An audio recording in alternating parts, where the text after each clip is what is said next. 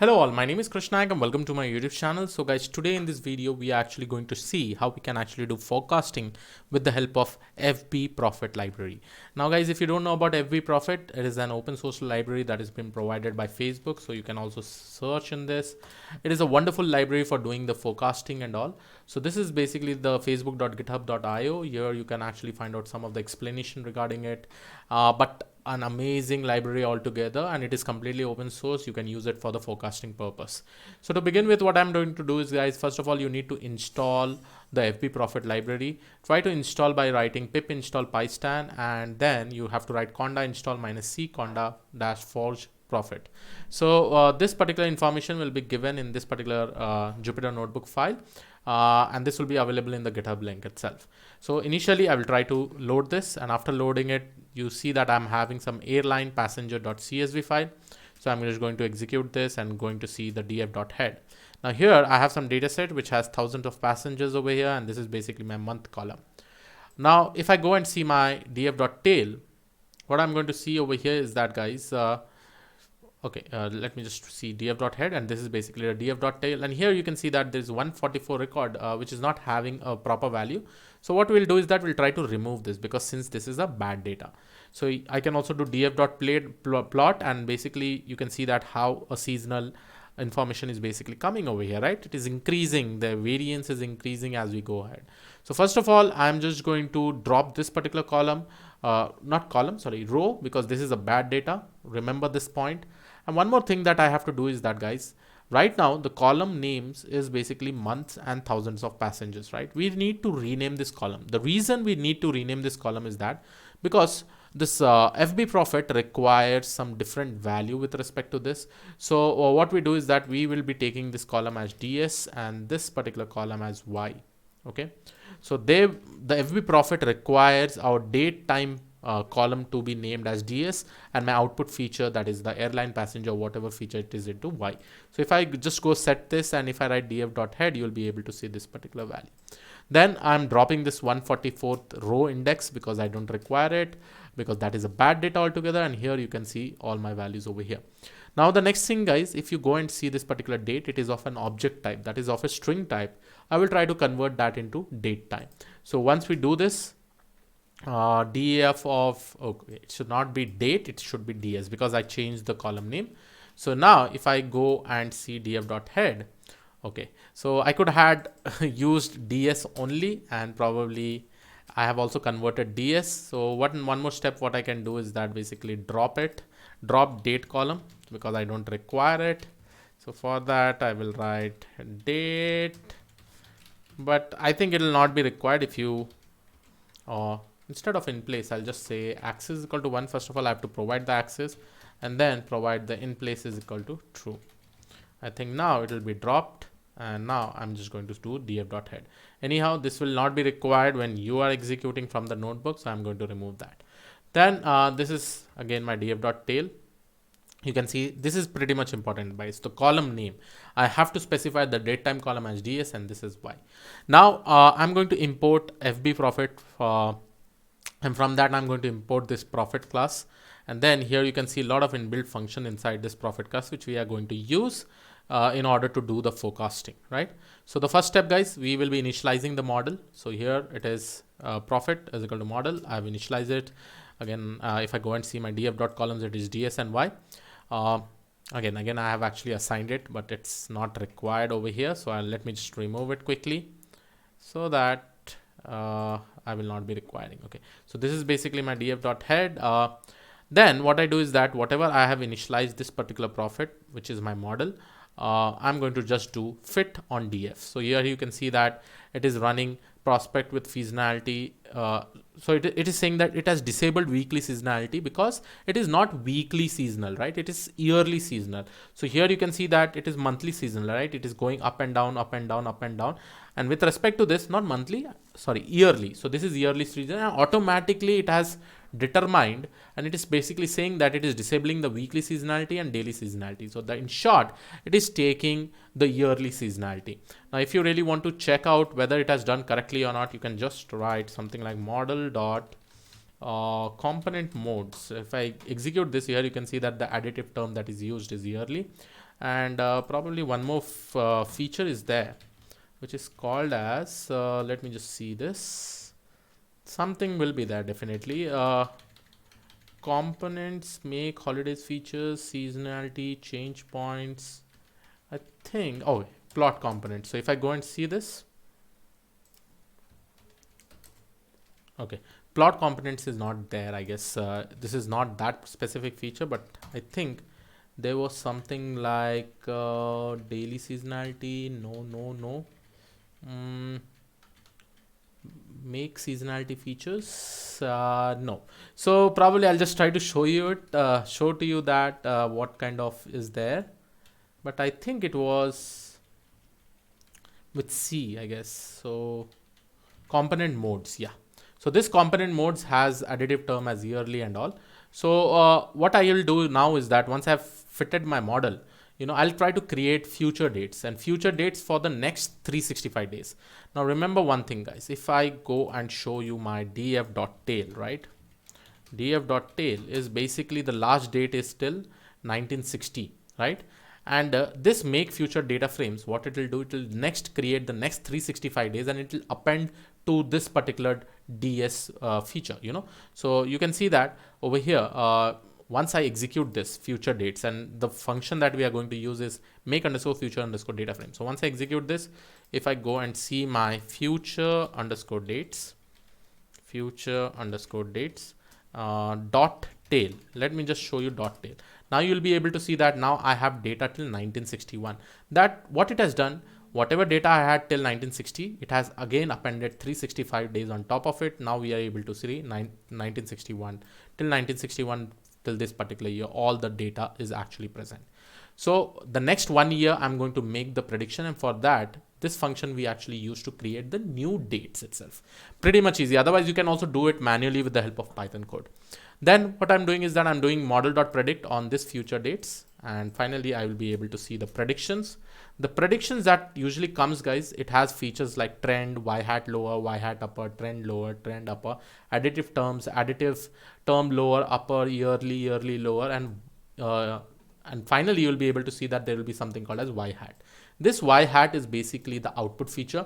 Now, if I just consider y-hat lower, y-hat upper, this is basically the lower and the upper value with respect to y-hat. Okay, so within this particular value only your y-hat will actually be following.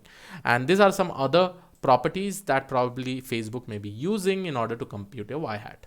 Now this is done. We can also use model.predict, model.plot to actually do the projection of this particular prediction. So in this, the dotted points that you see is the real data. The blue line, the dark blue line that you see is basically the projection.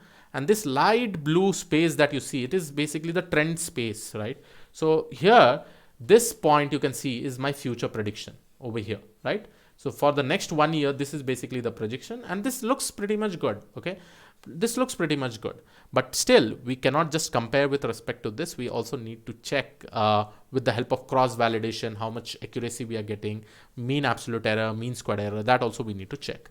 So in the next statement, and remember guys, these two are same plot. I don't know why it is getting displayed by 2, but when I tested it, this particular model.plot is basically displaying these two same plots, and you can see the projection is almost same.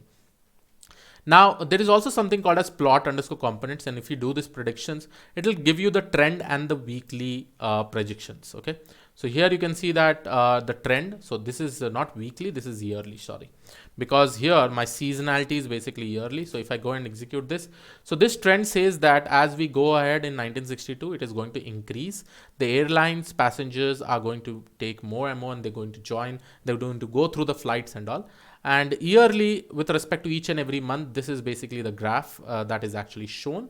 And this again is getting displayed 2 times. I don't know for what reason. This plot underscore component is also getting displayed for 2 times, but you can definitely check it out. Now this is pretty much important, guys. What is cross validation? Now, very important thing to note over here, guys, in time series analysis, right? In time series analysis, the cross validation is basically performed in some different way. Now, how it is basically performed. So suppose if I take an example in this, how the cross validation is basically applied. Just understand, guys, suppose I have a data set like train, and or suppose if I have a data set of all my values from 1960 to 1962. Okay, so I have this particular data set. So usually with respect to time series analysis, cross validation gets applied like this. See this, from 1960 to 1961, this goes as your train data set. Suppose I'm taking this goes as your train data set. Okay, then from 1961 to 62, this goes as your test data set for which we have to do the prediction. Okay, and whichever new data field that I'm actually creating, it will be from 1962 to 1963, which will actually be my validation data set, for which is the complete new data set for which I'm actually going to do the prediction or projection. So what we do is that in order to do the cross validation and check out your mean squared error, mean absolute error, I'll be taking these two values, that is your train and test data set, and it will be divided based on year, right? Years and days. And that is what this particular FbProphet has a library which is called as cross validation. And here you will be able to see that we use this cross validation and there are some parameters we need to provide. So first of all, for how many days we have basically 365 days. Then there is also a parameter which is called as period. In period, we usually give the half of this particular horizon value. Okay, and initial days basically says that how many total number of days we actually want. There is also a very important feature which is called as, you can see this, guys. It computes forecast from historical cutoff points beginning from the end minus horizon. Okay, horizon is basically this 365 days. So as you know that I have added 365 days from the last date till the 365 day, I'm just going to compute the I'm going to make the cross validation with respect to that. So here you can see that I'm just executing this. You just have to see df_cv.head, and probably this will take some amount of time because you will be able to see that I'm trying to make 19 forecast with cutoff between 1951 to 1959, right? So that data I have the data set between that value till 1959, and I'm actually trying to do a cross validation of train and test. So this will probably take some time and probably we can actually wait. After this, what we do is that we take this performance metrics. And remember guys, this output that we see in df_cv has y hat value, y value. It also has y upper and y lower value. Okay, so all these particular values we'll be having. And this performance metrics, what it takes is that, and this is also a separate library that is present in FbProphet.diagnostic. So what we do is that we this performance metrics, it takes the y and the y hat value, it compares, and then it finds out the mean squared error, root mean squared error, mean absolute error, and MDAP, all these particular values it actually tries to find out. And by that, you will be able to see like what will be the graph, you know, this kind of graph. This is basically the mean absolute error graph, RMAC, root mean squared error graph. You can also take mean squared error and actually try to plot this particular graph like this. So this is probably taking some amount of time. Till then we can actually wait. But remember guys, this cross validation and this performance metrics all are different libraries, you know, that are present inside FbProphet. Isn't it amazing? Because Facebook is providing all this particular information. And one more question that I usually get from people is that, Krish, whether we should use Arima, RNN, FbProphet, which one is best?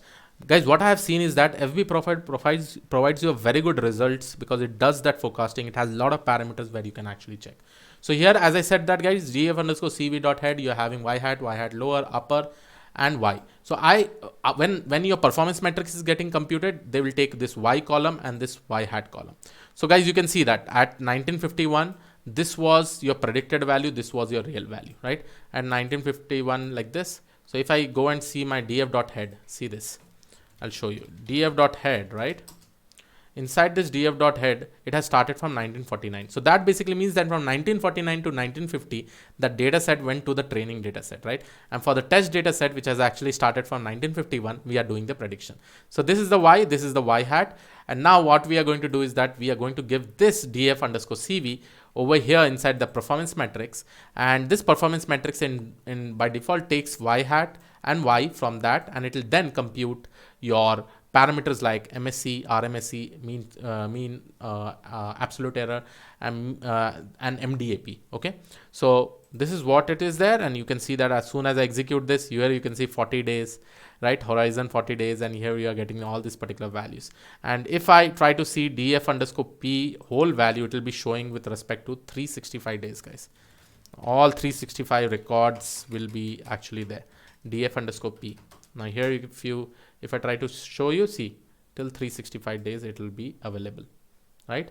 So here you can see 40, 42, 46, 47, this, and with respect to 365 you are getting this and this.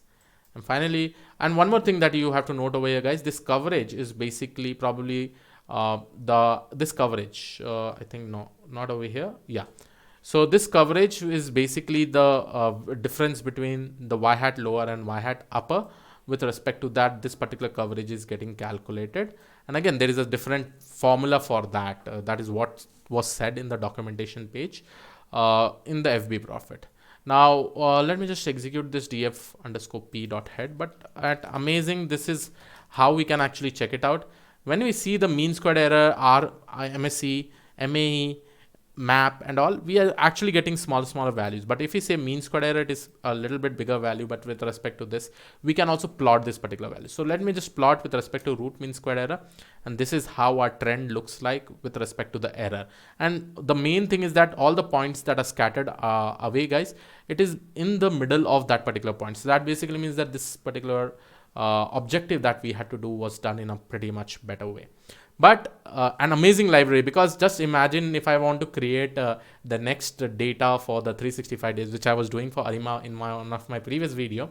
I had to do I have to write a lot of code, but because of this library, most of the functions are inbuilt and you will be able to do a whole lot of things.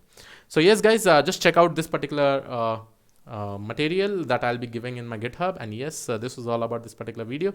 I hope you like it. Please do subscribe to the channel if you're not already subscribed. I'll see you in the next video. Have a great day ahead. Thank you and all. Bye bye.